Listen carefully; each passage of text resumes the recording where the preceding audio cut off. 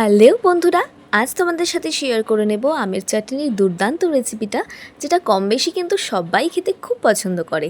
আমি এখানে 5টা কাঁচা আম নিয়ে নিয়েছি। আমগুলোকে ভালো করে ধুয়ে খোসা ছাড়িয়ে ছোট ছোট পিস করে কেটে নিয়েছি। এবার কড়াইতে দিয়ে দিচ্ছি পরিমাণ মতন তেল, একটা শুকনো লঙ্কাটা একটুখানি ভাজা করে নিয়েই দিয়ে দিচ্ছি তার মধ্যে কেটে রাখা কাঁচা আমগুলো। এবার দিয়ে দিচ্ছি পরিমাণ মতন লবণ, হলুদ দিয়ে ভালো করে নাড়িয়ে নেব 2 থেকে 3 মিনিট। এবার দিয়ে দিচ্ছি পরিমাণ মতন জল। এবার গ্যাসটাকে হাই ফ্লেমে রেখে দেব। আর এদিকে চাটনিতে দেওয়ার জন্য সব ড্রাই ফ্রুটসগুলো নিয়ে নিয়েছি। এখানটায় খেজুর, কাজু বাদাম আর কিশমিশ ভালো করে কুচিয়ে রেখে দিয়েছি। বাতাসাগুলোকে ভালো করে ধুয়ে দিয়ে দিচ্ছি চাটনির মধ্যে। আর আমি এখানে আবার চিনিটাও ব্যবহার করেছি আর একটু মিষ্টি হওয়ার জন্য, যেহেতু আমগুলো খুব টক তাই। এবার গ্যাসটাকে হাই ফ্লেমে রেখে কিন্তু চাটনিটা রান্না করে নেব আর মাঝে মাঝে একটু নাড়িয়ে নেব।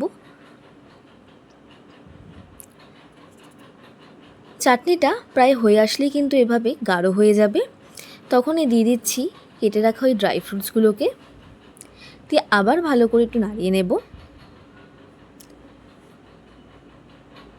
যেহেতু আমি এখানে লবণ আর হলুদ ছাড়া আর কোনো মশলা ইউজ করিনি, তাই এখানে শেষে দিয়ে দিচ্ছি ভাজা মশলা দিলে কিন্তু নামানোর সময় খুব সুন্দর একটা ফ্লেভার চলে আসে চাটনির, আর খেতেও দুর্দান্ত হয়। তোমরা কিন্তু অবশ্যই এভাবে ট্রাই করবে।